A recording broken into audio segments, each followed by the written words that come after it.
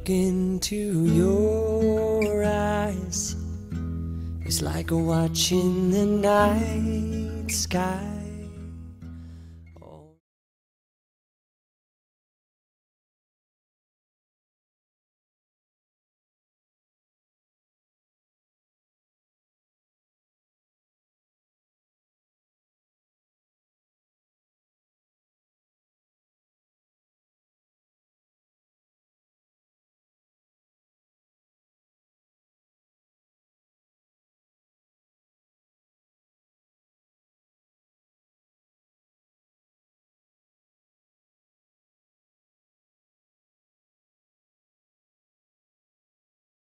I grew up being told that I was less than, waking up each morning with fear in my heart, knowing that each day was as bleak as yesterday and that hope was simply delayed disappointment.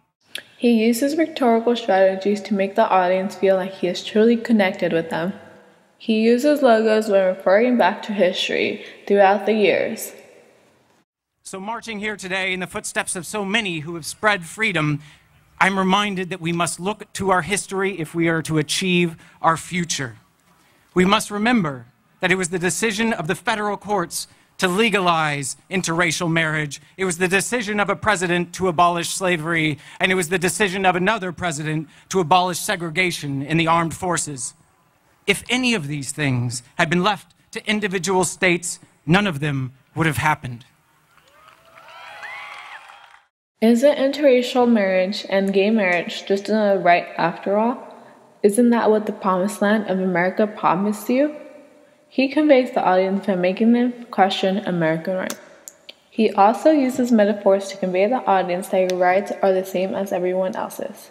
And yes, we must continue our state-by-state work, but if that's all we do, what are we left with? A checkerboard nation where some areas are free and some areas are not free. And that is not why Harvey Milk gave his life for this movement 30 years ago. That is not why you have traveled here from every corner of this nation. We did not come here to demand our partial equality. We did not come here to leave some of our brothers and sisters behind. This influences the audience because it makes the audience realize that they also deserve to marry who they love, and no one should tell them that they can or cannot just because of their gender. Later on, Dustin Lance Black won an Oscar for the screenwriting of the film Milk, which was about gay marriage.